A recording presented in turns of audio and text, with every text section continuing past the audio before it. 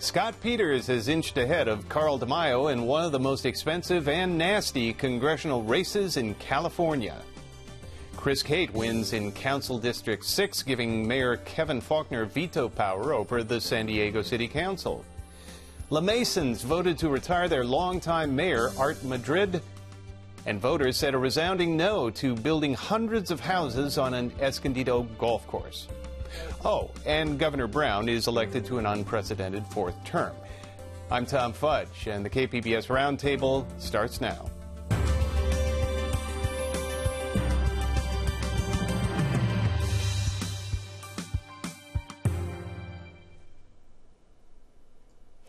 Good evening. It's Friday, November 7th. I'm Tom Fudge, sitting in for Mark Sauer. And joining me at the KPBS Roundtable in the aftermath of the 2014 midterm elections are Scott Lewis from Voice of San Diego. Scott, thanks very much for coming in. Hi, Tom. Thanks for having me. Claire Trageser of KPBS News. Thanks, Claire. Thanks, Tom. And Alison St. also of KPBS News. Thanks for coming in, Alison. Good to be here, Tom. I guess you didn't have far to go to get to our studio, but thanks anyway. Well, anyway, let's get right into talking about the subject of this election. Claire, as of noon on Friday, November 17th, what's the status of the vote in the 52nd Congressional District between Scott Peters and Carl DeMaio? And when can we expect a final tally? Well, the last update we got was yesterday, Thursday at 5 p.m. And as of that time, Peters is ahead by 861 votes. I spoke with the Registrar of Voters earlier this morning. They're still counting votes. I think they're expecting to be done on Saturday. And so the final update will come on Saturday at 5 p.m. But that's still a guess right now. They're not certain. Now, I guess it's no surprise that a matchup in this congressional district ended up being very tight. Yeah, I think in 2012, Peters ended up beating incumbent Republican Brian Bilbray by about 7,000 votes, but on election night he was up by 600 or something like that. Yeah, so it's always been close. Yeah. So in other words, Scott, the same thing happened 2 years ago, right, with another Republican opponent. Yeah, I think what's interesting, though, is at the same time we had this election in District 6, which overlaps. This is City Council District 6 which has some level of overlap with the congressional district. And the voters in that were kind of evenly split between Republicans and Democrats in early voting. And yet the Republican took a major lead from the very beginning of the count in that. And then in the congressional race, though, which had far more Republicans turn out for the early voting than Democrats, DeMaio was neck and neck with Scott Peters, the Democrat. And so I think what that indicates, and what the maps now show, is that some traditionally hard-line Republican areas of town, Point Loma, areas east of the I-15, that those actually went far more for Scott Peters than one might expect. And I think that means that there were just Republicans who may have picked people like Chris Cate, but didn't go for DeMaio. Well, we've got some pithy comments on the election from San Diego's resident political expert, Carl Luna. And this first one is about that mother's milk of politics, money. The huge amounts of money spent and the limited impact it seemed to have in engaging voters. You spent $10 million, and I was surprised. I looked it up to see how that ranked. Do you know that wasn't even in the top 10 for nationwide for House races? You had a House race in Florida that went for like $20 million. We're spending senatorial levels at the House level, presidential levels at the Senate levels. Who knows what we'll spend at the presidential? Well, no. And Kate, what did all that money pay for? In the 52nd? It paid for TV commercials, constant TV commercials. Anytime you were watching any local station, I think you were just seeing ad after ad after ad. And some of them were coming from the campaigns themselves, obviously, and then a lot were coming from outside spending groups. Okay, your name is Claire, right? Yes, my name is Claire. Okay, I think I called you something wrong. Well, anyway, Carl Luna made reference to the Peters-DeMaio race in a comment about the escalating sums of money in politics, and he said something interesting. He says he believes the goal of all this money is not to capture independent voters. So let's hear that clip. Drive them out of the race, because you never ask a question as a lawyer you don't know the answer to. You don't invite somebody to vote unless you know the vote. You know your base is how it's going to vote. If you invite a lot of indeterminate voters in, you throw something unmanageable into the campaign. Negative ads make moderates, make independents stay home. Well, Alison, we haven't heard from you on this one. What would you like to say in response to what Carl Luna is saying? Yes, I mean, I think both the ads and some of the news that came up at the last minute, you know, one wondered if rather than actually changing people's minds, all it did was to make them decide to just sit out the race because there was so much negativity. But in the end, I mean, I was quite surprised how close it was. I knew that the Republicans were going to have a big turnout, and it seemed to me quite surprising that there wasn't a bigger lead for DeMaio right at the beginning. So it was fairly obvious that Peters, who has always pulled it out, I mean, I remember standing with him after midnight last time and him saying, I'm going to pull it out even though I'm losing now, and sure enough, this appears to be what's happening again this time. So, you know, possibly, we don't know if it's the independents who it is that won it for him, but Peters has always had a sort of a more moderate approach to politics than DeMaio, who's more of a divisive character, I think, and that's what we need in Congress, so maybe that's what the voters thought. Well, of course, he may be a divisive character, but he was claiming during this election that he was a moderate, right, Claire? DeMaio? DeMaio, yeah. Yes, yeah. He branded himself as a new generation Republican, made a big emphasis on his moderate social stances on same-sex marriage, women's rights, climate change, and so, but Peters would take every opportunity to say, you know, those stances are new, these aren't the positions he's held all along, and he's, you know, the lone no vote on the city council, all of that, trying to make DeMaio look divisive. Yeah. Well, what about you, Scott? Do you think that message coming from DeMaio worked with voters, at least some voters? Well, it didn't work with me. I mean, if you wanted DeMaio, there was certain advantages to what he does do, which is frames debates really well. He comes up with ways to make sense of things that fire people up, and it wasn't about reconciliation. It wasn't about peacemaking. It was always about reframing and disrupting current systems, which is what he would have tried to do in Congress, but it wouldn't have been about bringing people together. And it wasn't that voters changed their minds this year. I think a lot of people say, well, they went Republican or whatever. It's just that the people who always voted, and they tend to be Republican. And they weren't balanced out by people who show up for more enthusiastic elections or presidential years. Their vote wasn't watered down this time. It was very pure. And I think, again, that's what kind of hurts DeMaio so much, is that they didn't go for him. And I think the other thing to keep in mind is that for the first time, he wasn't surrounded by the traditional network of consultants and professionals and people who really got him to this point. In fact, many of them aren't on speaking terms with him. And so it was kind of pure Carl out there this time. It was kind of him running his own campaign, and he didn't have the diversity of input that has sort of kept him in line before. Now, Claire, one big story that broke right before the election, and you broke it, was the fact that Carl DeMaio is accused of sexually harassing two, not one, but two members of his staff. What do you think? Did voters care? I mean, well, first of all, I didn't break the first story. That was on CNN, or, you know, broken by Tony Perry at a press conference in mid-October with the first staffer. The second staffer, that story came out the Sunday before the election. I think, what do we have, about 40% or more of San Diegans have already voted at that point. Mm-hmm. So I'm not sure what the impact is. You know, people who are saying that this story was masterminded by the Peters campaign or something like that, I don't think that makes sense, because if that were the case, then Justin Harper would have agreed to go on the record with me when I first talked to him a week earlier. Instead, he only decided on the Saturday before the election. I think a lot of people look at this and they say the timing is so suspicious. They hate the timing. The timing is obviously suspicious. But the problem with that is that these allegations are said to, you know, what's alleged to have occurred is said to have occurred during the campaign. And so there's no way for it to surface without it being part of the campaign, right? It's not like it could have been timed differently, or it could have come out before we talked about the campaign. And so I think that, and then finally there was just a lot of open questions. You know, the first accuser was said to have been fired for plagiarism, and yet he wasn't fired until 10 days after that. And then there's all these open questions, and DeMaio would point to the district attorney and say, well, the district attorney cleared me of sexual harassment issues, but the district attorney also cleared this first accuser of the break-in, which means, like, who broke in, because it was an inside job. Well, all the district attorney did was not file any charges. Not file criminal charges, which in a sexual harassment situation has to cross a certain line of battery or actual assault. Well, you know, this was a midterm election, and so voter turnout was low. That's typically the case. Here's what Carl Luna had to say about that. California is working together. It's true we're a strongly Democratic majority, but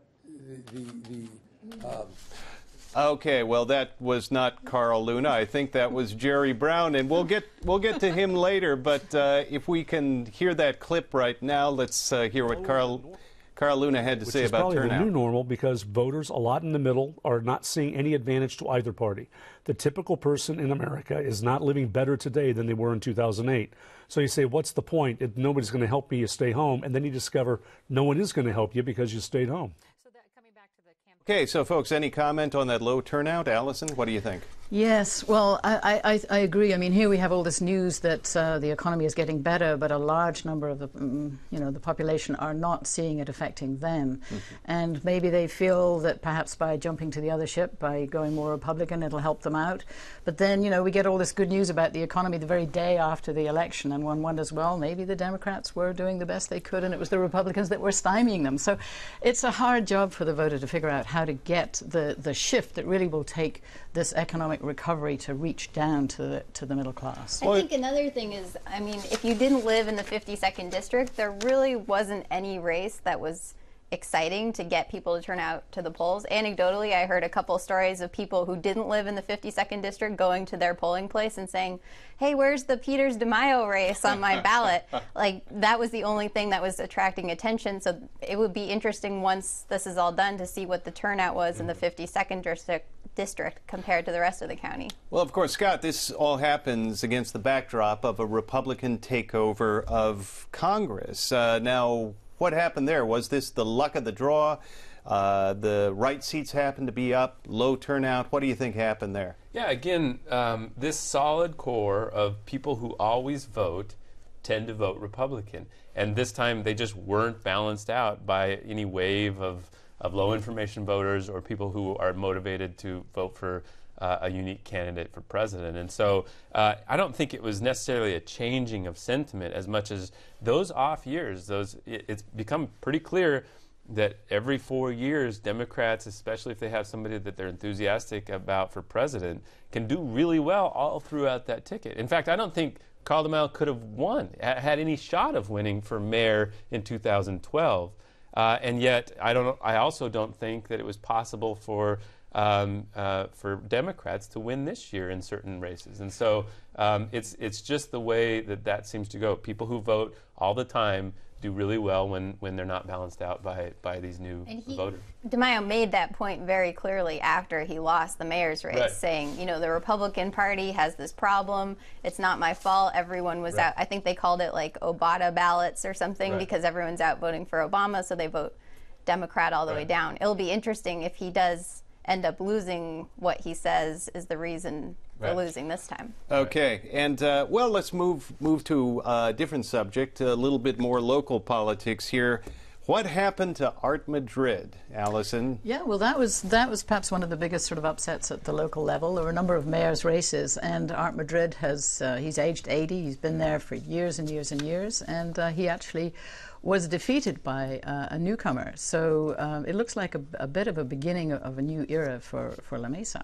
And Art Madrid, long time mayor of La Mesa. In Escondido, Allison, members of the city council were running shifting to North County, were running in a majority Latino city following a change from citywide to district elections, which was meant to try to empower some of the Latino voters, and the Republican old guard won anyway. That's right. Well, it was going to be an uphill battle because when you look at the registration of voters in Escondido, there are actually about 25,000 Republicans versus 16,000 Democrats. So we had Olga Diaz, who was attempting to she's the only Democrat, the only Latina on the council, attempting to swing the vote because she felt like the Latino population in the city might perhaps come around to her way of leadership, which would have been a lot more inclusive than Sam Abed's has been. I think perhaps the more surprising thing was that Consuelo Martinez, who was in the district that was specifically districted so that it would have a majority of Latino voters, and she was running to appeal to them, she lost about 45% to 54%, and Ed Gallo won. So we don't see any shifting in the politics of Escondido, and Olga Diaz will remain in the minority on the council. Well, let's talk a little bit about Prop H in Escondido, which tried to deal with what might be a growing problem, that being defunct golf courses. Allison, what's your take on the results where voters said, we don't want to build homes, we don't want to build housing tracts on this old golf course? So the developer actually spent $1 million on this campaign, and so if money was going to make a difference, you would think perhaps he would have gotten more votes, but he was handily beaten. This is not always going to affect golf courses everywhere. This was a particular situation where this golf course, the zoning is what's in question. So if you are living next to a golf course, you don't need to worry, oh, this is necessarily going to happen to me. But I think people really felt like this developer had blotted his copybook, as we say, by putting chicken manure on the course to irritate the people who lived around him. And so that lost him a lot of possible support, because he could have gotten support from people who felt like his legal situation is actually quite strong. Right, but let's be honest, though. I mean, the real thing is that density or any kind of additional growth in anybody's neighborhood is always fiercely contested, right? I mean, he bought this plot, and he says that it was zoned for hundreds of homes, and then the city took that away and said it has to be open space, which is now what he says he's going to base a lawsuit on. But this sort of ballot box planning and land use decision making is very susceptible to the sort of anti-development, anti-growth discussions that really characterize all these debates. And I can't imagine. There's the people who might live there aren't actually a constituency. The people who might benefit from this new community, they don't actually exist yet. And yet the people who are around it and oppose it and don't want any growth or traffic, they do exist, and they also have money. I just think that the question now is whether, in fact, they will be able to reach some kind of an agreement, because if not, and he pursues the case, the risk for the city of Escondido is very high. I mean, if he wins his case that they're taking his property, a taking of the value of his property, it's going to be a huge expense to the city. The city would not be able to afford it. Yeah, there was a similar case in San Diego, right? Roque de la Fuente, who ended up winning a $100 million lawsuit against the city. Right. I don't exactly remember how that played out. It was back and forth for a long time. But that sort of seizure of value from a land is not an easy legal issue to get out of. Allison, there were several mayor's races actually in North County. What do you want to tell us about how those turned out? Well, we see a status quo in Escondido, even though that's the race that we'd actually been focusing on. But in Encinitas, we have a mayor for the first time. Encinitas is the only city in North County that has more Democrats as registered voters than Republicans. However, they picked a Republican mayor, Kristen Gaspar, partly because the Democrats split the vote between a couple of candidates, Tony Krantz and Sheila Cameron. So however, she is now in a position where she has a Democratic majority on her council, so she's landing up in a position a bit like Oceanside mayor has been for the last 4 years. He's a moderate Republican with a very conservative Republican majority on his council, and that has shifted in Oceanside. They now have Chuck Lowry, who is much more liberal, has won a place on the Oceanside City Council, partly due to a whole new interest group, which is the anti-puppy mill lobby, has joined the mobile home lobby in Oceanside to switch their politics around. All these constituencies, it's hard to keep them straight. Yeah, but what it suggests is that both in Oceanside and Encinitas we might see some changes in the next few years. Okay, well, let's look statewide, because in the governor's race, it was not really a question of whether Jerry Brown was going to win re-election, but by how much. Now, what do we think of the fact that he beat Scott? What do we think of the fact that he beat Neil Kashkari by 17 points? Very impressive. Kashkari had two messages about jobs and about schools, that we need to create more jobs, better jobs, and that schools need to get better. And Brown, frankly, just didn't engage him on those points and didn't feel like he had to, and was proven correct.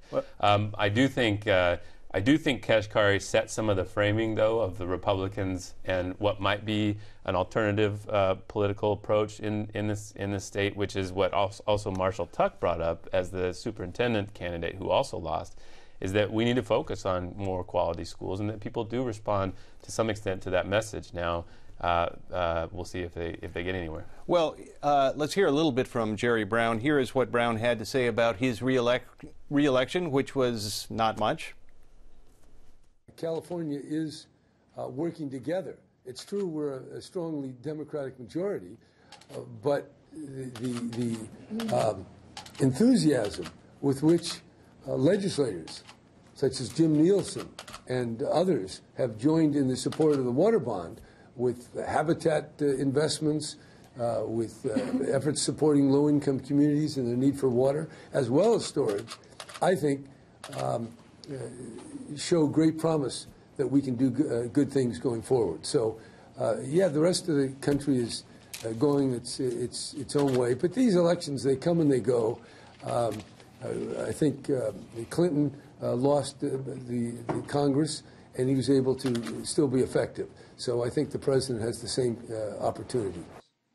Okay, so he's asked a question about running for governor, and he talks about everything else, including the water bond, which of course did pass.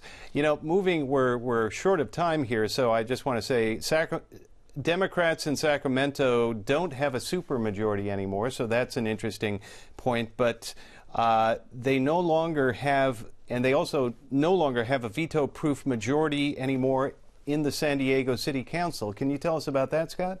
Yeah, I think that's kind of a big deal, obviously, and they're going to pick and choose their progressive legislation about what they can possibly get through the mayor's office now.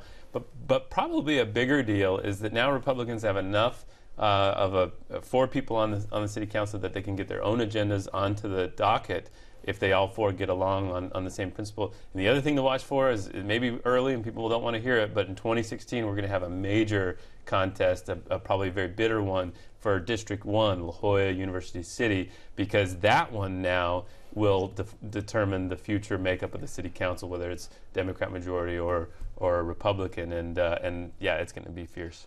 Claire, what's your take on the 5-4 majority of Democrats, not a veto-proof majority in the city council?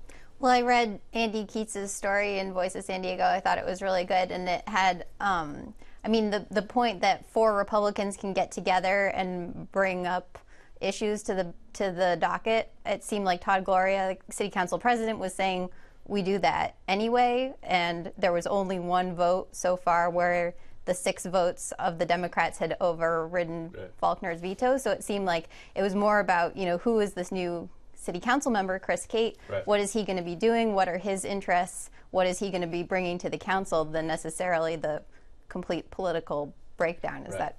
Speaking of Republicans, one question I did want to ask is we had Carl DeMaio and Neil Kashkari all really trying to grab the middle, trying to convince voters that Republicans are not the right-wing folks that a lot of people think they are. And in California, we still had no statewide Republican elected to an office. What do you think of this effort, Scott, to kind of rebrand the Republican Party? Well, they're lost. They don't know exactly what their single messages, what their framing is going to be to retake any kind of stature on the state level as a Republican Party. On the other hand, I do think that they've decided that hardcore anti-immigration stances, that anti-same-sex marriage, and that some of these more social conservative messages just aren't working, and so they're running away from them as far as possible. On the other hand, they still haven't found the one that is, so maybe they'll go back to that or develop more populism out of it. Okay, well, that wraps up another week of stories at the KPBS Roundtable. Good thank you to Scott Lewis from Voice of San Diego, Claire Trageser of KPBS News, and Alison St. John, also of KPBS News. Thanks very much for joining me. And a reminder that all the stories we discussed today are available on our website, kpbs.org. I'm Tom Fudge. Thanks for joining us today on the Roundtable. And finally, one last goodbye. Larry Himmel died this week. For 35 years, the KFMB newscaster wholeheartedly threw his unique wacky, genuine, and completely likable personality into as many stories as Channel 8 allowed him to do. His warmth and enthusiasm came right through the television screen to touch us all. We're gonna miss him.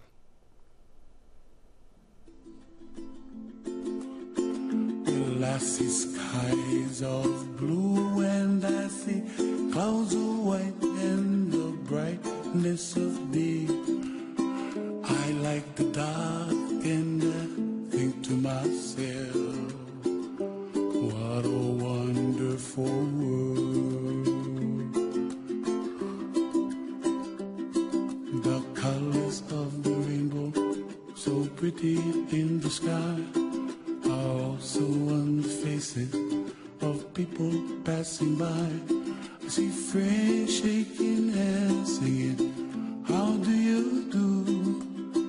They really say, I love you.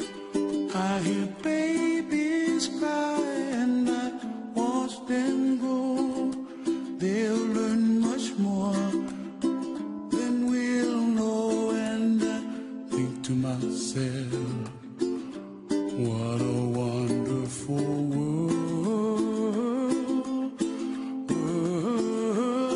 Someday I wish upon a star, wake up where the clouds are far behind me, where trouble melts like a lemon drops high above the chimney top. That's where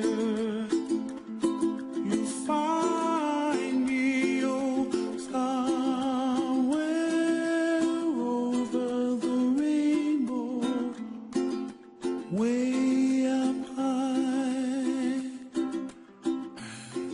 And the dreams that you dare to, why, oh, why